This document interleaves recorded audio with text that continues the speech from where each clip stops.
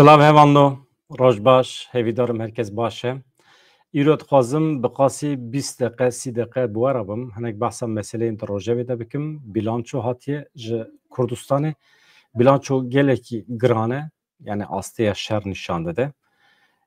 Wekî din ji Rojavayê Kurdistanê hin agahî hene, daxuyaniya dawî ya sabrî ok heye ji rêveberên girîng ê keçekê ka çawa behsa pêva ji wê dike, di kîjan şert û mercan de ew amade ne guh bidin daxuyaniyên dawî yan jî bangên muhtemel ên Rêzdar Öcalan. Ev girîng e, behsa şertên partiya xwe dike. Îja ji we rica dikim hûn pêşî ji min re bêjin ka dengê min baş e, li gorî wî ez bidomînim. Eger hûn bêjin baş e, temam e. Apê Adem vê dirê ye, Farûq Şekercîl vê dirê ye, Homo Şer, Rojava Karwan, Erdal, Mehmet Özer, wekî din çiya agirî ji xwe mala te ava gelek heval hene, amade ne. Te we çi got we du temam, we got deng baş e, süper. Îja ji Swêdê jî, niha Swêdê biryarê girtiye ne tenê Swêd, welatên Ewropayê jî ew ê yek bi yek dosyaya Kurdên Rojavayê Kurdistanê binirxînin, hemî kesên ku ji Sûriyê hatine, îtîmal heye ew wan şûma vegerînin. Li ser van mijaran me hin tişt amadekirine, îro bültena min nedirêje, eger hûn temaşekin heta dawî pir kêfxweş dibim. Niha vekişîna hêzên eskerî yên Amerîkayê di rojevê de bû, wê rojê Donald Trump qet nebe li ser navê wî tiştekî wisa anîn ziman, lê Donald Trump got na weşku bîstiye, tiştekî wisa vêgavê di rojeva me de tune ye, yani vekişîna hêzên Amerîkî ji Rojavayê Kurdistanê. Çapemeniya dewleta Tirkiye xwe xweş dike, hêzên dewleta Tirkiye xwe xweş dikin, ama heqeten dîsa bibêjim tu şerm tune ye. Îro tehdîta herî mezin a li hember Rojavayê Kurdistanê tenê dewleta Tirkiye. Vê dunyayê de tu hêzekî din, tu rêxistinekî din, êrişê Rojava nake, derdê kesekî wisa tune ye, welatê Ereb jî êriş nakin. Ama dewleta Tirkiye bi tevê hemû çeteyên ku xistine nava hereketê bi rêkûpêkkirine, ew êriş dikin ser Rojava. Yani Amerîka wextê vekişe tehdît tenê ew dimînin. Di vê naberî de eger bikaribin dewleta Tirkiye re li hev bikin, problem tune ye. Ama xwenêzê li hevkirinê dikin nakin, ew jî ji daxuyaniya sabrî ok em ê fêr bibin. Tişkerime xwe re. Mesele ev e. Îja li ser van daxuyaniyên Donald Trump, karwanekî leşkerî ya Amerîkayê ji başûrê Kurdistanê derbasî Rojavayê Kurdistanê bû. Çawa ye ev? Ne? Meselekî mühîm e. Ya. Hevpeymaniya navnetî ya li dijî Daişê doh birêya bejayî esmanî karwanên leşkerî şandin Rojavayê Kurdistanê li gorî çavdêriya mafê mirovan a Sûriyê, Sor, karwanekî leşkerî ji 6 kamyonên mezin, yani tir yani barhilgir, tijî çek, tank hemî derbasî Rojavayê Kurdistanê kirin. Xêr e înşallah.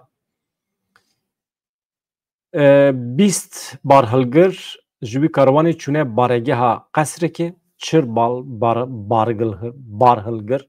Ez ji vê gotinê pir hez nakim. Çünkü li hev nayê. Tir gotinekî navnetewî ye. Transport International Routier, TIR.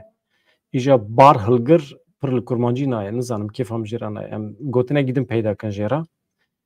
Çil barhilgir çûne baregeha Xirabçîr a li Remelanê li Rojavayê Kurdistanê. Weke nû çi ye.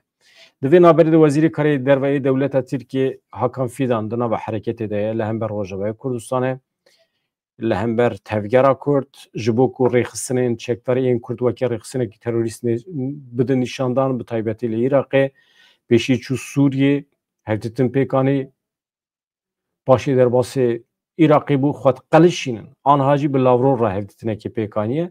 Lavrov ji xwe kêfa ji Kurdan re nayê, Wezîrê Karê Derveyê Rûsyê. Îja behsa Sûriyê dikin. Merû çawa bike pêşî li Kurdan bigire. Wekî din tu problemekî wanê din tune ye.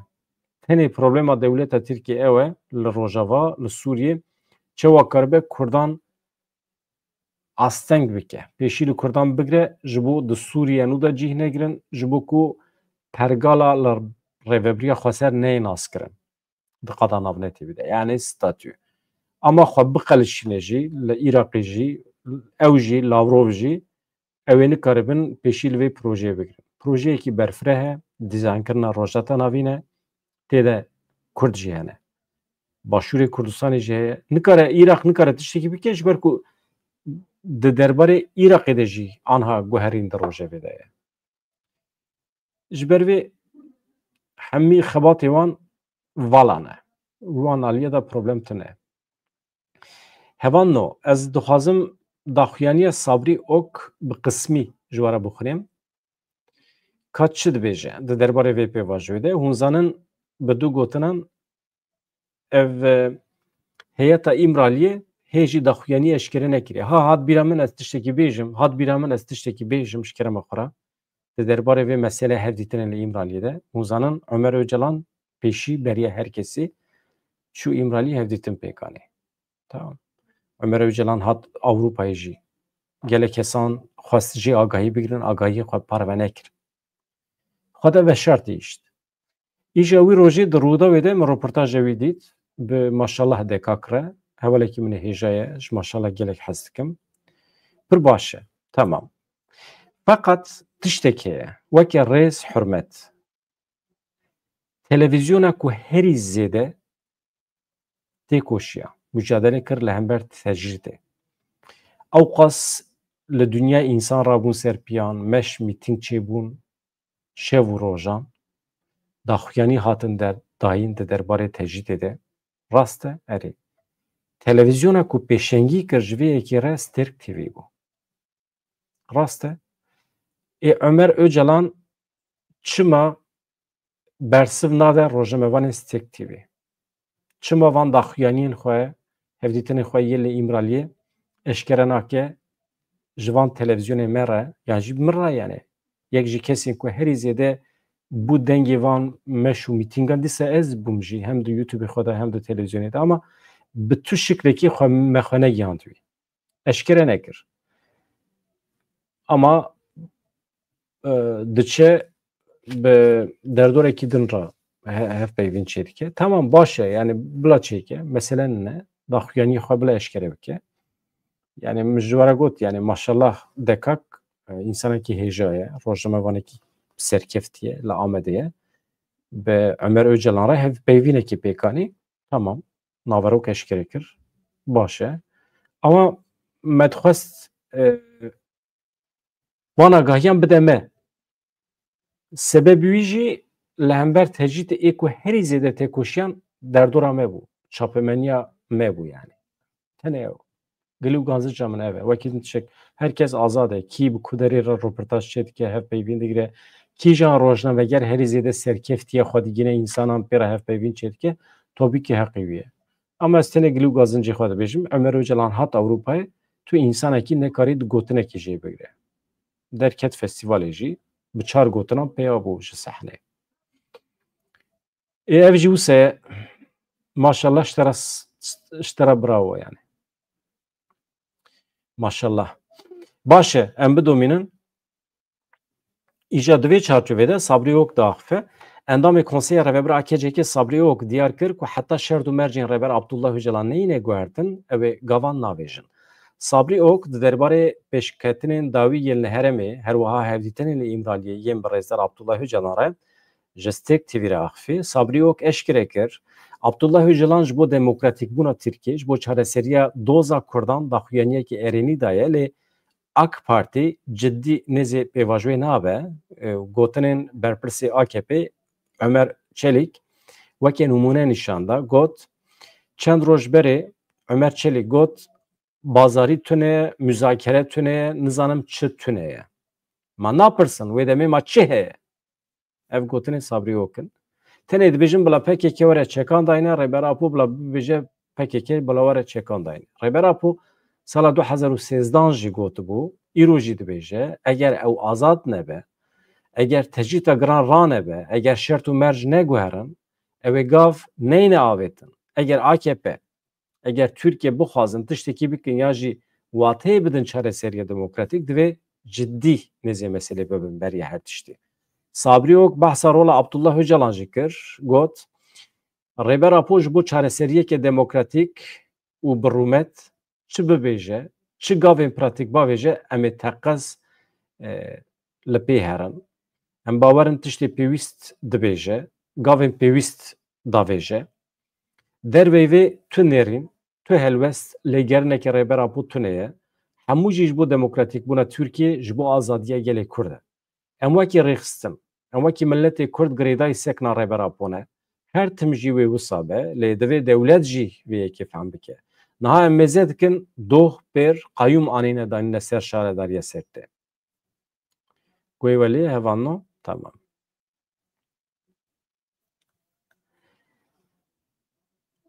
Her wiha xebatkarên ragihandinê dixin bin çavan, davêjin hepsê. Yani wisa tirs û xofekî li ser civakê çê dikin. Nahêlin siyaseta demokratîk ya Kurdan nefesê bistîne. Bi her awayî zextê dikin. Her wiha li Rojavayê Kurdistanê jî mesela aynı ye. 24 saatan şer heye. Bawekî bêexlaq, bê ku yasayê navnetewî li ber çavan bigirin, bombebaranê pêk dînin. Sivîlan, zarokan, jinan qetil dikin. Li aliyê din jî tê xwestin ku pêvajiyekî bi pêş bikin. Ev nakokî ye. Hevû di nagire. Eger bi aqlê gelê Kurd bi mirovahiyê bilîzin, ew ê bêaqil bin. Gelê Kurd milletekî wisa ye ku gelek berdêl dane. Milletekî xwedî tecrübe ye. Pekekî jî wisa ye. Tu kes nikare wekî hincet, wekî bahane, wekî amûr nêzê rêbera po bibe, dibêje Sabrîok. Yani eger di serê we de derbas dibe ku hûn Kurdan li hevber Kurdan bixebitînin, li ser vî goyê raneze. Pêwîst e rêzdar û ciddî bin.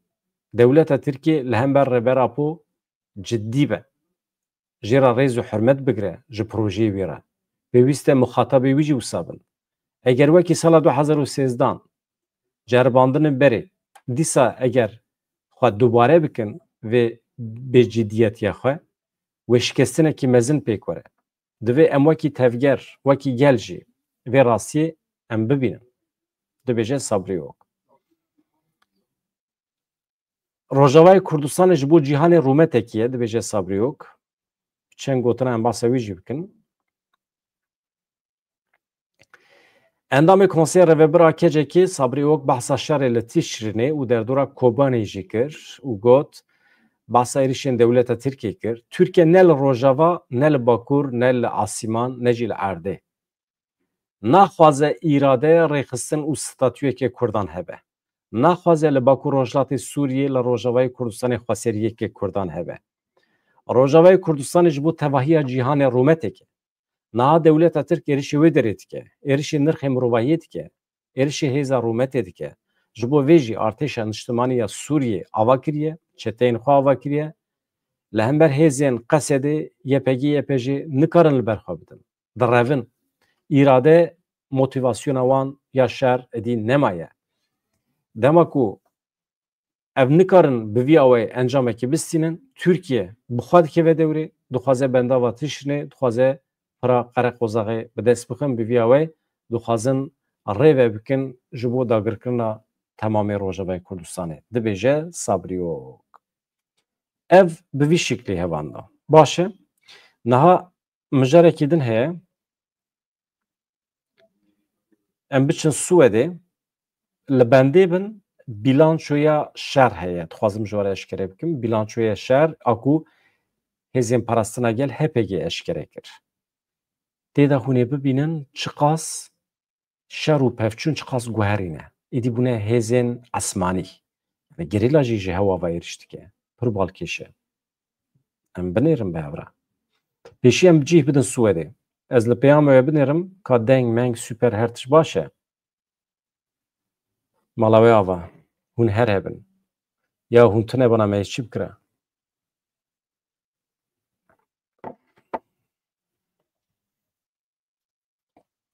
İjar. Ka hûn dibêjin deng baş e ne? Süper. Kemal Serhat Arhat. Ya me dengê gel çêkir wî rojê. Pir xweş bûne. Ez vê derê ji vê derê hemî hevalê ku beşdarê dengê gel bûn dîsa silav dikim pir xweş derbas bû. Bi taybetî hevalê Mevlûd heqetin nirxandinekî pir xweş kir. Heval jê dixwastim bila hefte carê were bibe mîvan. Tamam. Me jî daw lê kir eger hevalê Mevlûd amade be bila her hefte were hem taybet û hem jî dengê gel da jî dikare. Ne mesele ye. Pir xweş e. Ji ez ji wan rica dikim hûn jî werin tevlî bin. Yani em dengê gel tenê ji wan hevalê naskirî re nehêlin. Bila nebe tenê bernama wan. Bila herkes were tevlî be. û zanîn YouTube berfireh he. Heta 10 kes, 15 kes dikarin werin xwe nîşandin, biaxivin. Xweş bû yani. Erê, hefte carê em dengê gel çê dikin. Bilahayê hevala hebe, herkes dikare tevlî be. Me behsa çi dikir? Swêdê. Tamam. Ya niha min bîhînekî girtiye min ji were gotibû ne berê problema min a hefizeyê heye. Ez tişta ji bîr dikim, gotina ji bîr dikim, nûçe ji bîr dikim. Ez navê hevala ji bîr dikim canan. Hevalekî navê xwe ji me re dibêje, ez car di wî dibînim ew nav ji bîra min diçe. Îja niha min dermanekî girtiye, ka min nîşane nekim reklam. İja bîna gihayekî xwezayî ye, rojekê ez ê ji we re bas bikim. Doktorekî psîpor dibêje eger tu bînkî her roj tu bînkî piştî hefteyekî tu ê bibînî ku hefiza te hatiye cih. Êdî tu navan ji bîr nakî, tu bîranînê xwe yê berê dikarî bînî bîra xwe, serpêhatiyê xwe yê berê, tu ê gotina ji bîr nekî. Mesela cana merû pir gotina ji bîr dike, gotinên siyasî, gotinên ew biwêjên ku hin tiştan îşaret dike, merû wana ji bîr dike. İja ez eger eger bi ser kevim hefiza min şûn ve were, eger ez nava ji bîr nekim, ez ê navê wî gihayê bidim we bînekî pir xweş e ama xwezayî ye. Li Ewropayê tê firotin. Naskiriyê jî min nas nedikir. Hevan no, çima ez dirêj dikim nizanim Swêd. Û zanin Swêd çi dike? Eger Swêd bi ser keve di vê projeya xwe de, hêdî li hemî welatên Ewropayê belav dibin. Ha, fayda Kurdan tê de heye, zarara Kurdan heye nizanim. Eger Kurd ji Ewropayê werin avêtin, werin dûrxistin, fayda Kurdan çi ye? Vedigerin welatê xwe. Xweş e, baş e. Ama hebûna Kurdan li Ewropayê jî ne xirab e. Yani mirov medeniyeta xwe dide Ewropayê, a Ewropiyan digire, dide distîne. Yani guherîna medeniyetê çê dibe. Meseleyên aborî de jî baş e. Vê derê qezenca ku çê dibe dişînin Kurdistanê. Aborî hinek pêş dikeve, hereket dikeve. Anha li Rojavayê Kurdistanê piştgiriya Ewropayê nebiya. Ji her malbatekî kesekî li Ewropayê muheqqeq pere dişîne. Alîkarî didin. Ew bütçe li Rojavayê Kurdistanê belav dibe, pêş dikeve. Xweş e, ne xirab e. Ama tabii em naxwazin welatê me vala be. Em naxwazin dewleta Tirkiye vê yekê bike firsend û demografiya Kurdistanê biguherîne. Ev xeterî heye. Wextê hûn gundê xwe biterikînin, werin Ewropayê wê demê dewleta Tirkiye wê biçe malbatên Ereban bîne, yan jî li Tirkiye biçe malbatên cuda ji Asyayê bîne û li Kurdistanê bi cih bike. İja merûv mal û milkê xwe, zeviyê xwe, gundê xwe wenda dike. Pêşa rojê de jî merûv Kurdistanê wenda dike. Ev rewş wisa ye. Yani nûmunî wî hene. İjar mesele rêveberiya koçberan ya Swêdê ragihand ku penaberên ji Sûriyê, penaberên ji Rojavayê Kurdistanê yên ku serdana welatê xwe kirine di salên borî de yan jî di siber rojê de, mafê penaberiyê ji wan tê stendin. Rêveberê karûbarên yasayî ya rêveberiya koçberan ya Swêdê dibêje navê wî Bexelius. Karl Bexelius diyar kir ew vê biryarê didin ji ber ku jaliyê yasayî ve mafê penaberî û parastinê ji wan kesan re hatiye dayîn ji ber ku li welatê xwe neparastîne. Yani li welatê wan jiyana wan di xeteriyê de ye û her wiha zexta siyasî, zexta îşkence heye li ser wan. Yani xeterî heye ku bikevin hepsê yan jî îşkence li wan were kirin yan jî jiyana xwe ji dest bidin. Ji ber vê yekê me hewce dîtiye di çarçoveyê qanûnê netewiyek bide em mafê penaberiyên bidin wan.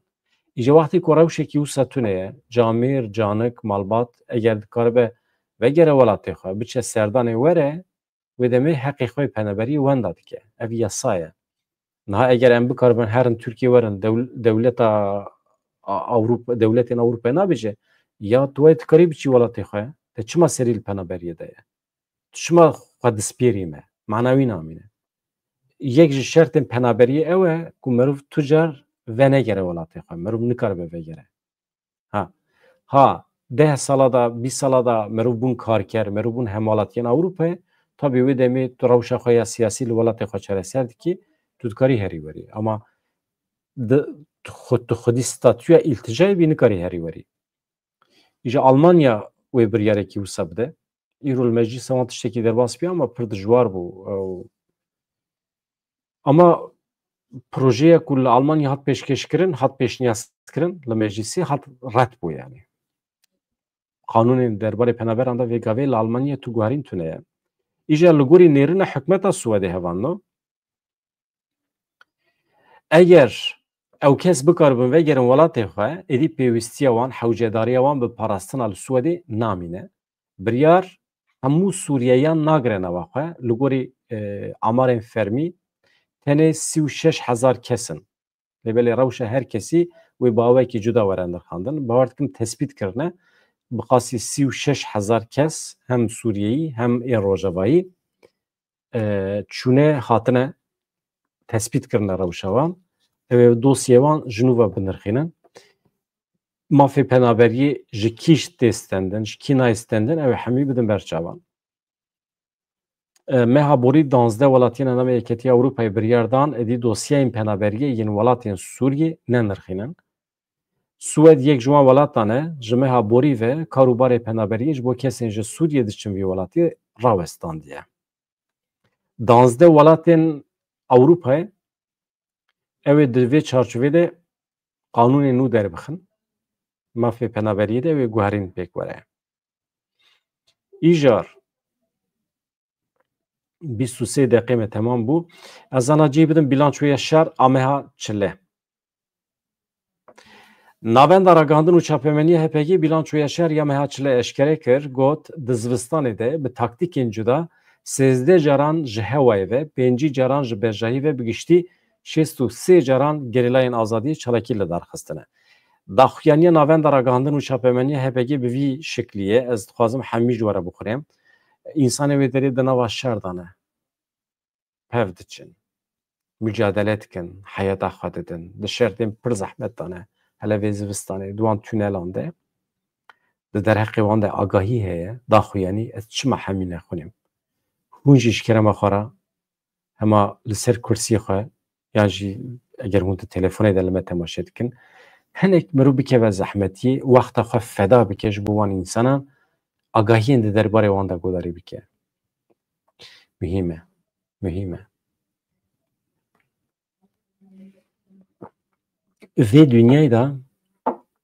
vê dünyayê de tiştekî wisa tune ye însan bê berdêl bi fedakarî biçin ji bo armancên xwe ji bo azadiya vî milletê ciwaniya xwe bide azadiya xwe bide jiyana xwe bide mirinê bigire ber çavê xwe û bimire di rêya vê azadiyê de em ji wan em çi ji cestê me tê ya qet nebe em rêz û hurmet bigirin ji wan re ew e yani rêz û hurmet bigirî jî bes e yani ew hin hevalê me hin însanê me hene rexne dikin heqaret dikin nexweş e yani vê dünyayê de bê berdêl ya bê berdêl mirov gunehê xwe nade însana di vê dewrê de mirov bê berdêl mirov naçe çaya kesekî ji ve naxwe mirov naçe xizmetekî nake bê berdêl ji ev însanên me însanên dilsoz in bê berdêl jiyana xwe didin hemî ji bo azadiya we îja hevan no ez hema dirêj nekim propaganda nekim ji we re îjar me çi gotibû daxuyanî bi vî şiklî ye dibêje dewleta Tirk û hikûmeta AKP ya faşîst di meha çileya 2025 de li Bakurê Kurdistanê li herêmên parastinê yên medyayê êrişên xwe bênaber domandin di nava meha çile de li Bakurê Kurdistanê ji Dêrsimê heta Serhedê ji Xerzanê heta Amedê ji Mêrdînê heta Botan Colê Mergwanê bi sedan operasyonên eskerî pêkanîn lê ev operasyon hemû bê encaman li heremên parastinê yên medyayê jî li gel operasyonên dagirkirinê êrişên hewayî li ser gelê me ê li Başûrê Kurdistanê hate kirin. Di encamê de welatiyên me yên sivîl hatin qetilkirin li Başûrê Kurdistanê. Rejima AKP MHP ya ku di siyaseta qirkirinê de ya ku di siyaseta şer de îsrar dike li pêş çavê tevahiya cîhanê mirovên sivîl qetil kir. Bi bikaranîna çekên kîmyewî, bi çekên qedexekirî yên li dijî gerîla sûçên şer kir. Dewleta Tirkiye dagirker di nava meha Çilê de 5 caran bi çekên kîmyewî, 9 caran bi dronên bombebarkirî, 113 caran jî bi teqemeniyên qedexekirî êrişê tunelên me yên şer kirin li heremên parastinê yên medyayê. Di aynî demê de qadên berxwedanê 235 caran bi balafirên şer, 59 caran jî bi helîkopteran êriş hatin kirin, bombarduman hatin kirin. Gerîlayên Azadiya Kurdistanê li hemberî wan êrişan, li Bakurê Kurdistanê li heremên parastinê yên medyayê tekoşîna xwe bê navber domand. Hêzên me ku bi wêrekî, bi cesaret, bi performansekî bilind li hember van êrişan li ber xwedan, di nava şert û mercên zivistanê de jî bi taktîkên cuda tam 13 caran ji hewayê ve, 5 caran ji bejahiyê ve bi giştî 63 caran çalakî li darxistin. Di van çalakiyê de 6 esker hatin kuştin. Dagirkerek birîndar bû. Her wiha gelek wesayîtên eskerî, malzeme, çekên dagirkeran hatin îmha kirin. Derb li wan hate xistin. Gerîlayên Azadiyên Kurdistanê li hember hemû êrişên li ser hebûn û azadiyê gelê Kurd wê bi ruhê fedayiyê apoyî li ber xwe bide, mîna ku heta niha kir ji neho pê ve jî wê bersiva pêwîst bide. Bala welê ye 13 caran hêzên gerîla ji hewa ve çalakî pêkanîne bi dronan. Bi dronê ku bi xwe çê dikin. Diya ew problema wan e. Bi xwe çê dikin, çawa bi dest dixin, çawa temîn dikin ew ya wan e. Ama weke encam bilançoya şer mesela êrişên dewleta Tirkiye çawa ye? Ez ji we re bêjim. Êrişên bi balafirên şer. Deqekî ez tiştekî ji we re bêjim. Deqekî. Neçin derekî? Li ku derî bû ha? Ez vê nîşanê we bidim.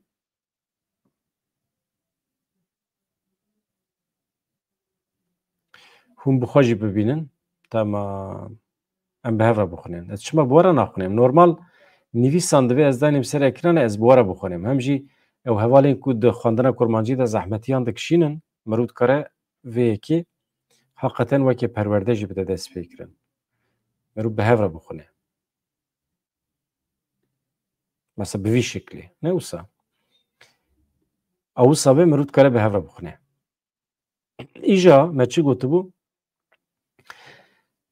Bilançoya şer ya berfireh ya meha Çilê bi vî rengî ye. Êrişên artêşa Tirk em pêşî behsa wê bikin. Êrişên bi balafirên şer 235 caran pêk hatiye. Êrişên bi helîkopteran 59 caran. Êrişên bi çekên kîmyewî 5 caran. Êrişên bi dronên bombebarkirî 9 caran. Êrişên bi teqemeniyê qedexekirî 113 caran. û çalakiyên gerîla jî bi vî şeklî ne. Çalakiyên ji hewa ve 13 caran, çalakiyên ji bejahî ve 5 caran, bi giştî çalakiyên ku hatine darxistin 63 ne. Ew jî di nava meha Çilê de. Mesela bi fikirin rojê 2 cara muhaqqaq çalakî hatiye darxistin di nava vê berfê de. Waxtê merov êrişê dewleta Tirkiye û ê gerîla şer dide ber çav, heqeten şerekî pir ciddî heye. Çavê herkesî li ser Rojavayê Kurdistanê ye, lê li heremên parastinê yên medyayê merov dibîne ku wê derê mücadele, şer, tekoşînekî pir berfireh heye. İjar, ez dibêjim qey ew qas bes e, ew sala bikeve qeyda, çalakiyên gerîla me gotibû. Ewsa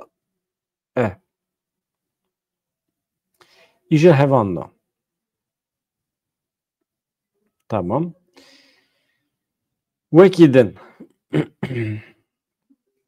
Niha di çarçoveya lehevhatinekî de di navbera Rêveberiya Xweseriya Demokratîk û Wezareta Koç û Koçberan ya Îraqê de wê rojê biryar hate girtin nod malbatên Îraqî ji 500 kesan pêk tê ji kampa Holê ber bi Îraqê ve birêkevin. Ev jî nûçeyekî balkêş e. kampa holême gotibûn hatê vala kirin jinha ve çûne Iraqê ama biçiyan Avrupayê jî baş dibû. Niha Vladimir Putin dibêje ez amade me nîqaşan bidim dest pêkirin di derbarê Ukraynayê de ez amade me şer bidim rawestandin müzakere bidim dest pêkirin lê belê bi kî re bi hêzên meşrû re bi Zelenskî re ez naxwazim dibêje. Yani serokê Ukrayna Volodymyr Zelenskî dibe ez wî naxwazim çünkü ji bo min ne meşrû ye ez bi wî re nakem nîqaşê. Welatên Ewropayê şerê li Ukraynayê hê jî dixwazin me rû tiştek jê fehm nake çima dixwazin nizanim ew wisa ye.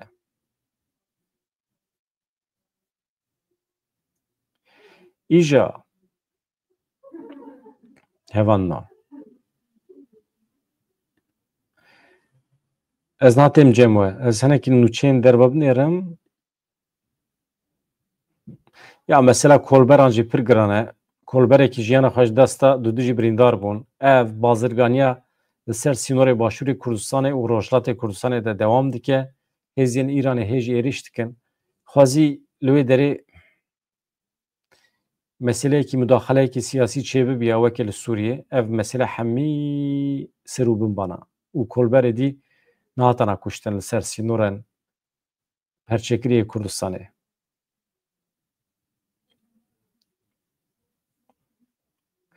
Yani Meclisa Sûriye Demokratîk dibêje mesede yani Rêveberiya Xweser divê guhertinên siyasî yên li Sûriyê nûnertiya hemû pêkhateyan misoger bike. Yani hemî pêkhateyên li Sûriyê dibe bigire nava xwe ev tabii ji xwe tê zanîn meselekî ne nû ye. Wekî din li Amerîka helîkopterekî ket 6 kes tê de hatin kuştin. Armanca dewleta Tirkiye ji bendava tîşinê wê de tir re. Baş e.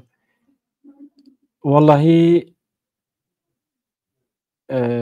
ew kê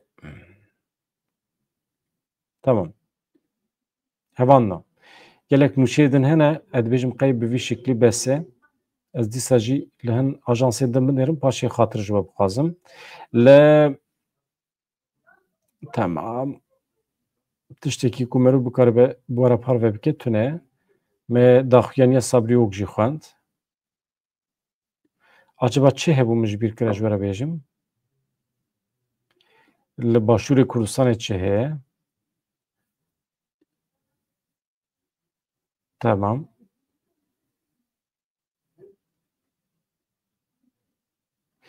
Yani ew mesela Swêdê min ji we re bas kir derbarê koçberan de. Derbarê kesên tên îltica dikin. Niha nûçeyekî din jî heye ji we re bêjim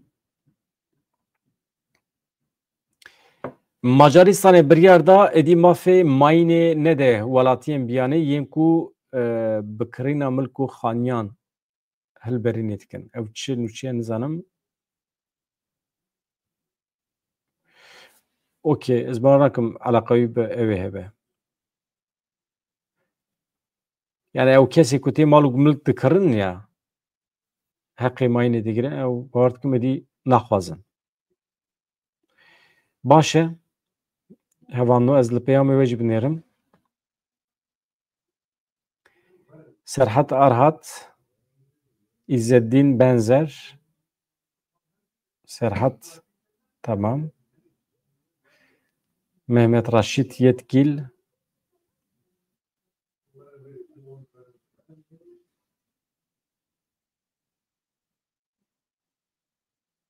ew çi ye?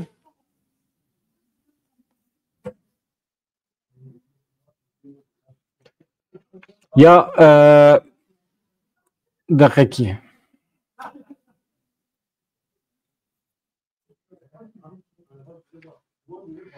Di Arsinjan ez te fehm dikim tu çi dibêjî. Ew kesê tu basa wî dikî ez nas nakim. Di derbarê tevgera azadiyê Kurdan da gelekî tiştê xirab dibêje. Tamam.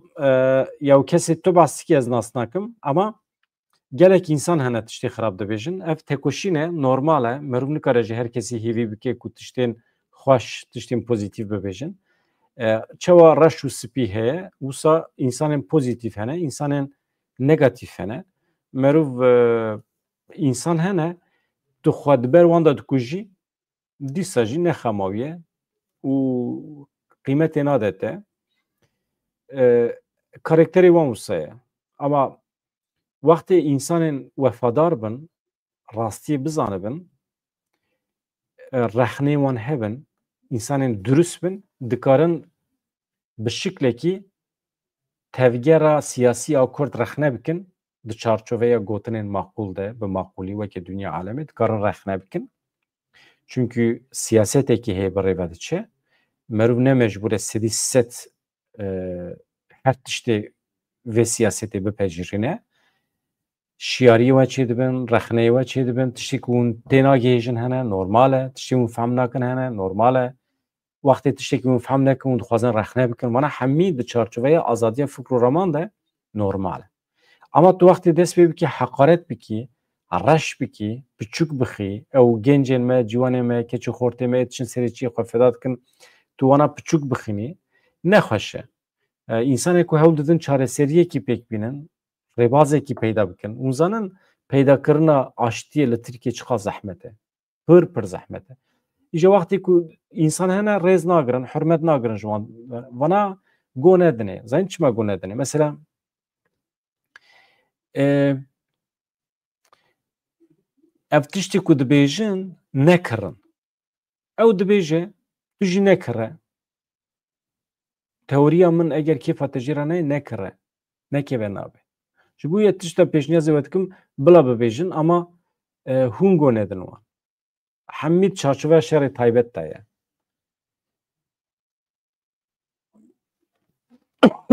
Ya go nedin wan însana, wana tenê reklama xwe dikin.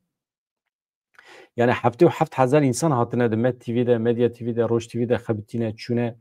Yani ê mane ye yani. Ê çûne çi bikim yani.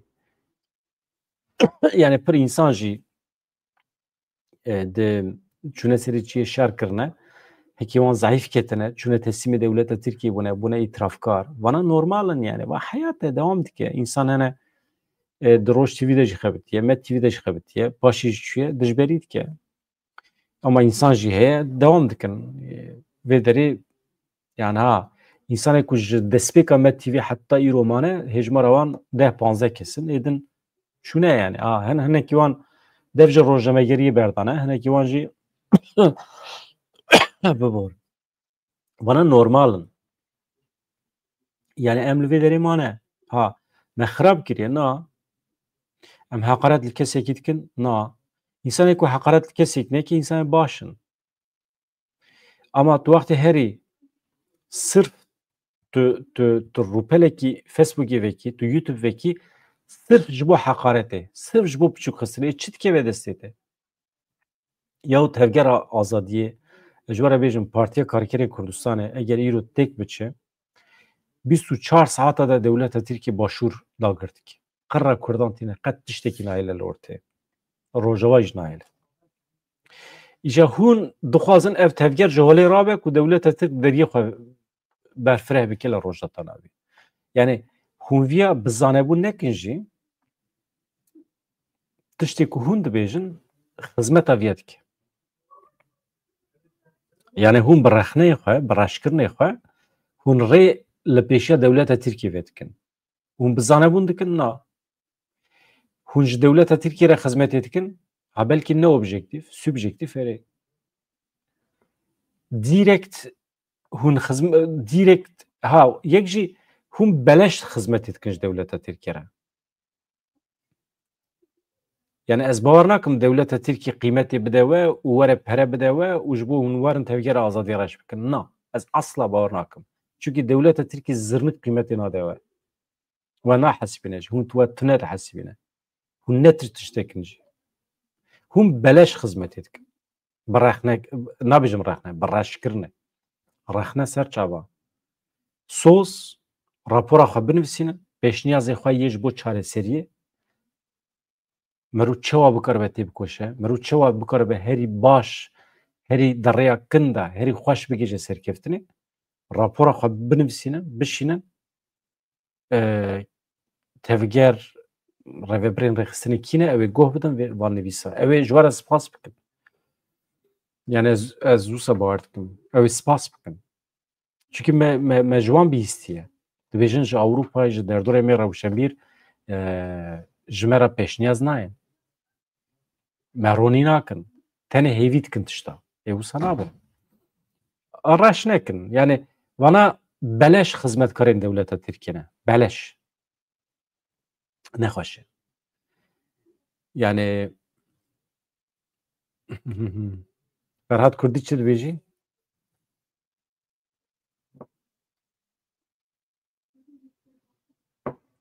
Kîjan mijar Ferhat? Tu an dixwazî kîjan mijarê binirxînî? Ka ez ji te re linkê bişînim de were a. Yani pir jî wexta min tune. Ferhat were. Tu çi dibêjî nizanim. A min ji te re link şand.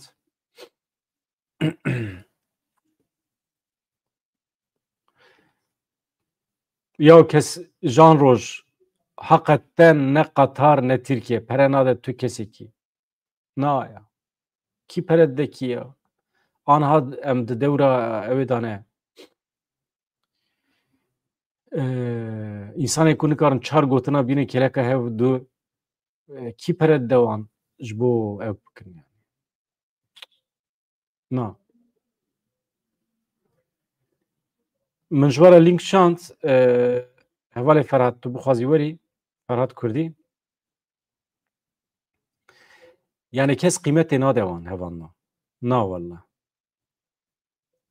Yani jan roj tu dibêjî pere ama na.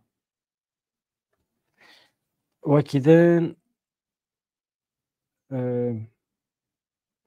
ya merov ez dibêjim merov hinek ew be ya. Qatar çi daye wî? Ya navan nebêjin ya. Ew însanê ku hûn navan dibêjin ew hûn wan meşhûr dikin. Yani rûpelan ve dikin çar kes li wan temaşa nake. Yani ez naxwazim reklama hin însana bikim. Çünkü nexweş e. Mirov behs neke baştir e. Navan nedin hevan. Navan nedin. Ferhat Kurdî. Mamoste Ferhat Kurdî çi wanî? Gelek spas lavorêj boytekekê vedran demek dirêja elta guhdar dikim rastî neko îro ji dema got tevegiriya heya îro ez guhdar dikim û programê te jî gelek xweş û pêşketîne ez hêvî darim got tu vî rengî berdewam bikî rastî xwest ez bêjim ka kûjan û jera we heya ez jî tevlî bibim fikrê xwe bênim ziman ew bû ermanca me Tamam. nizanim îro mijar mamoste îro pir ez hinekî wexta min tune ez pir dirêj kim ama heftê carê bernama me heye dengê gel hemî hevalên wekê te pir kêfxweşî tevlî dibin xwe îfade dikin wê rojî ji me çêkir eger hefta pêşiya me roja pêşemê tu werî pir kêfxweş dibim ama carnan jî ez wextê şîrovê dikim di nava heftê de eger fikrekî te hebe aynen wekî îro tu dikarî ji min bixwazî ku ez link bişînim tu werî tevlî bî ama gotin ya te ya aniha tu çi dixwazî bibêjî di derheqê hevalan de kesên ku tevgerê reş dikin kesên yan jî derheqê rojava da tu çi bixwazî kerem ke kekê bedran rastî ev îro deh roja li xweşxanê bûm ez doha hatim me mal ve vê şewba xedar ez ketim pir ez êşandim lê bilêz niha baş bûm elhemdullah di rojava me îro di rojava Kurdistan yanî Kurdistana rojava îro di xeterek mezin ya dijmin gelek tiştê lîstika dikê lê em hêvîdarin ku gelê me divir da bibin xelekek ji agir û li dora gelê xwe rojava biparêzin û şingalê tevî divir da dewleta Tirkî ti cara ev pêvajoya ku dibêje me pêvajoyeka aniya û em ê pêş bixin tinê tawanîna û nikarin jî ji ber çi nikarin ji ber ku heta qirika xwe de nava lewtandinê nava kuştin û girtin û tiştê herî giring bi gel kirina malê gel dest serdanîna benqa dewletê şelandina yanî tiştekî qenciyê ku hebê bi qasî derziyê tune ya di دکاره اردوغان و بخشلی دا جبر وینا گاوا کو ایرو تشکی دموکراسی چه بکن پیشی اوی بندر زاندنه ایدی او کس ناچن شریط نادن نقرکا خو ناخنه جبر وینا ام بیجن اپی واجویا گوهاتی آوا کرن گلو چما دشن سروک چما رید دیوا گوتنا اف دیتنا سروکاتیش مرا گل کی گرنگا فکر سروکاتیش مرا گل کی گرنگا بنارد یک گوتنی را گاوا گو عمر اوجلان را به برازی خورا هف پیوین کرد سه گوتن اما سه گوتن جی گلی کرد هجاند یعنی سه گوتنی گلی کرد هجاند یکی گوت جید بر دواما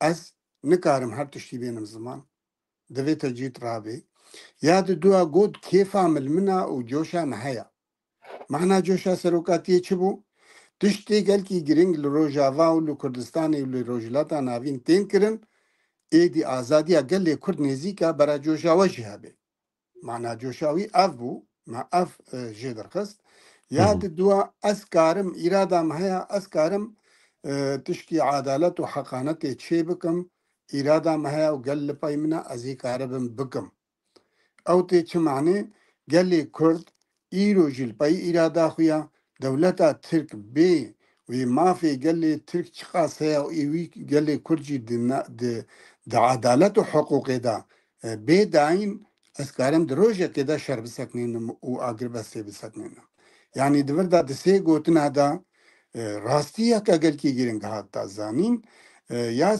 جارا دوا گوچون هفت خاله گو گوتبون آنین زمان او خالی گوانین زمان همو هگر کو راستی به هگر شفره جیته ده هبن ما بخوب شفرلی بل وسا وک شخص فرات کردی ما وسا فهم کر هر کسی را بشتغلن او خوبک هم هر کسی نگو خوبک هم مهاپی و جهاپی نزانم و پارتی سیاسی شخوا ده بنگه دا فکر و رمان و میجی و یکا کو حتی اردوغان که های ویسویای الهمبری کردان ترساوا قال لي كردا ترساوا هبونا كردا ترساوا جو كرد بين سر حكم او وندابن اوانا دويدا چي گوت ما گو خوبگين هركسي فرهات چند مالي جيراني تهانا تكيز كين آستكي هموا نيزيكي شورشي بكا او خباتي خود دقت بكا يعني گو خباتي خوجي دقت بكن خباتي دقت شنا هاگر کو شر گریلای کردستان شر دکن شرای خود دقت بکن اگر گریلای و هندک بکن